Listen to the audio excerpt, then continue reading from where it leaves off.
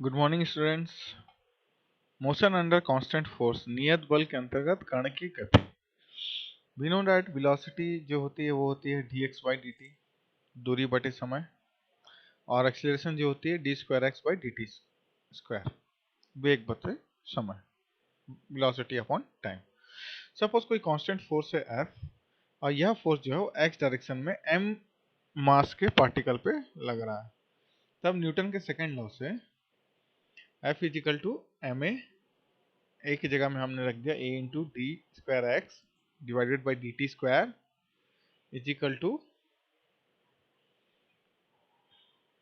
ये देखिए, तो यहाँ अगर D square x by D T square का वैल्यू देखें तो ये क्या हो जाएगा, एफ बाई एम। नेक्स्ट हम आते हैं after differentiation with respect to time, समय के आधार पर आकलन करने पर D X by D T क्या हो जाएगा, F by M into T plus C one. Further differentiation क्या हो जाएगा, X is equal to F M into T square by two plus C one into T plus C two, और x is equal to हो गया c2 plus c1t plus F T square by 2 1। Suppose t is equal to 0 है, then initial velocity क्या हो जाएगी u, और displacement कितना हो जाएगा x। So x is equal to हो गया x plus U T plus F T square by 2m। Okay, next है इम्पल्स, आवेग। Impulse is equal to I is equal to हो गया f इंटू टी, तो यूनिट हो गया Newton second, f का यूनिट हो गया न्यूटन, टाइम का यूनिट हो गया सेकेंड, न्यूटन सेकेंड। जब कोई बल किसी पार्टिकल पर जितने समय तक कार्य करता है तब फोर्स और टाइम के गुणनफल में को इम्पल्स कहते हैं। ओके, फोर्स और टाइम को अगर आप मल्टीप्लाई करें तो उसे ही इम्पल्स कहते हैं। मोमेंटम क्या है, मोमेंटम होता है मास इंटू वेलोसिटी। जब मास और वेलोसिटी का इंटू किया जाता है तो उसी को कैपिटल एम से हम डिनोट करते हैं, जिसे हम कहते हैं मोमेंटम।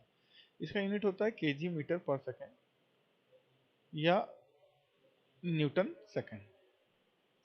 नेक्स्ट है एंगुलर मोमेंटम। एंगुलर मोमेंटम का फार्मूला होता है mass into moment of inertia into angular velocity. Okay, किसी रोटरी बॉडी का एंगुलर मोमेंटम, कोणीय वेग, संवेग, उसके मास, मोमेंट ऑफ इनर्शिया और एंगुलर वेलोसिटी का प्रोडक्ट होता है। ये तीनों का प्रोडक्ट होता है। Okay, next principle of conservation of energy. ऊर्जा का सिद्धांत क्या है? We know that work done is equal to change in kinetic energy.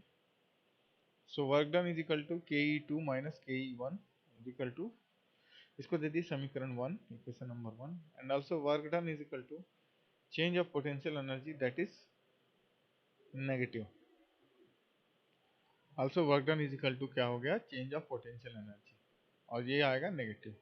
W is equal to होगा minus P two minus P one is equal to, ये हो गया equation number 2। From equation 1 और 2 को अगर हम देखें तो 2 में 1 को माइनस कीजिए तो ये वैल्यू आपको मिल रही है। ठीक है, सिंपली अब क्या करेंगे हम यहाँ पर, यहाँ देखिए के टू माइनस के वन, और फिर ये ब्रैकेट जब हमने ओपन किया तो minus P two plus P one. यहाँ से अगर हम इसको रिप्लेस कर दें कुछ टर्म्स को यहाँ वहाँ, तो देखिए क्या मिल जा रहा है, के टू को यहीं रहने देते हैं, पी टू को यहाँ से ले आते हैं पोटेंशियल एनर्जी को, तो ये इधर आ गया।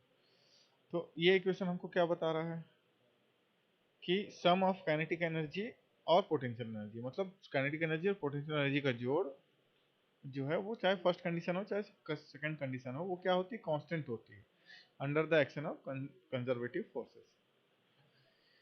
सपोज अगर एनर्जी क्या है, सम ऑफ पोटेंशियल एनर्जी और काइनेटिक एनर्जी का सम मानते हैं, जनरली यही होता है। तो ये जो क्वेश्चन नंबर 3 है वो चेंज हो जाएगा E1, और E1 फर्स्ट कंडीशन के लिए is equal to E2 second condition के लिए, या चाहे तो आप E2 is equal to E1 भी कर सकते हैं। 1 का मतलब हो गया एनर्जी इन, और 2 का मतलब हो गया energy out. It is also called law of conservation of energy और प्रिंसिपल ऑफ एनर्जी। फिर कुछ न्यूमेरिकल्स हैं जो हमें पढ़ने हैं, देखते हैं क्वेश्चन में। A circular wheel of mass 50 kg and radius 200 mm is rotating at 300 rpm. Find its kinetic energy. एक सर्कुलर व्हील है जिसका मास है 50 kg एंड रेडियस है 200 mm, is rotating at 300 rpm. Find its kinetic energy. Answer देखिए, मास दिया हुआ 50 kg radius दिया हुआ है 200 आरपीएम जो कि हो गया 0.2 मीटर। तो W इजिकल टू हो गया 2 pi n by 60, 2 pi into 300 divided by 60, ये हो गया 31.42 रेडियन पर सेकेंड। फिर moment of inertia of wheel equal to हो गया हाफ mr स्क्वायर, ठीक है। तो हाफ इंटू एम में 50 इंटू 0.2 का स्क्वायर, तो ये हो गया 1 kg मीटर स्क्वायर। ओके, तो kinetic energy of wheel E equal to हो गया हाफ आई ओमेगा स्क्वायर, तो E इजिकल टू हो गया 493.5 न्यूटन मीटर, 493.5 जूल हो गया। ओके, नेक्स्ट देखते हैं। A vehicle weighs 2000 ton is running with initial velocity 10 meter per second. A force of 10 newton is 10 to the power 6 newton is applied for 100 second. Find final velocity. तो मास जो है वो है 2000 ton, तो आप इसको लिख सकते हैं 2000 into 10 to the power 3 kg। U हो गया 10 मीटर पर सेकेंड, फोर्स हो गया 10 to the power 6 Newton, time हो गया 100 सेकेंड। तो भी हम जानते हैं force equal to M A, तो मास इंटू एक्सीलरेशन क्या हो गया v minus U by T. तो एफ की जगह हमने रख दिया 10 टू द पावर 6 और मास रख दिया 2 इंटू 10 टू द पावर 6, फिर v माइनस यू रख दिया 10 डिवाइडेड बाई 100, तो v हो गया 60 metre per second. Next question देखते हैं हम। एक बॉडी है जिसका वेट है 100 kg अर्थ में, इसका वेट हमको पता लगाना है मून में जहाँ की ग्रेविटी है 1.4 मीटर पर सेकेंड स्क्वायर। इसके अलावा हमको फाइंड वेट ऑन सन, सन में क्या इसका वेट होगा जबकि ग्रेविटी है 270 मीटर पर सेकेंड स्क्वायर। तो gravity on earth is 9.81 meter per second square. तो सबसे पहले दिया हुआ है W इजिकल टू 100 kg, फिर मास दिया हुआ है W by G equal to 100 by 9.81, और ये हो गया 10.2 kgf। ओके, देखिए फर्स्ट है वेट ऑन मून, तो G है 1.4 और फोर्स हो गया M A mass into acceleration, या फिर इसको आप मास इंटू ग्रेविटी भी यूज कर सकते हैं। तो मास 10.2 है, ग्रेविटी हमने 1.4 लगा दिया, ठीक है। तो ये हो गया 14.2 kgf। तो 1 kgf इजिकल टू हो गया 9.81 Newton.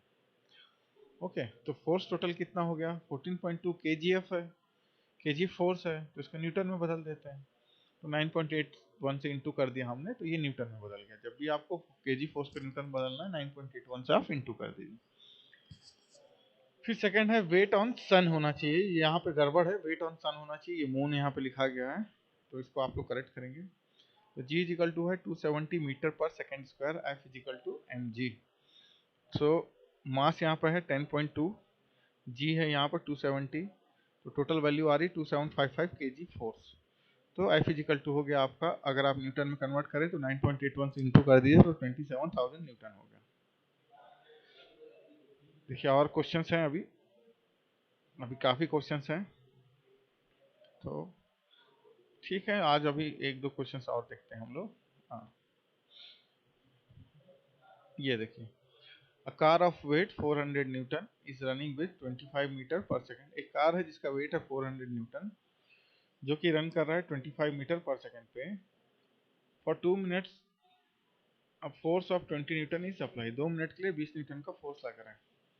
Find the velocity of car, car की वेलोसिटी ज्ञात कीजिए, जबकि पहला फोर्स अप्लाई जो हो रहा है वो on the direction of car हो रहा है, फोर्स अप्लाई जो हो रहा है opposite to the direction of car जो हो रहा है उसको भी आपको पता लगाना।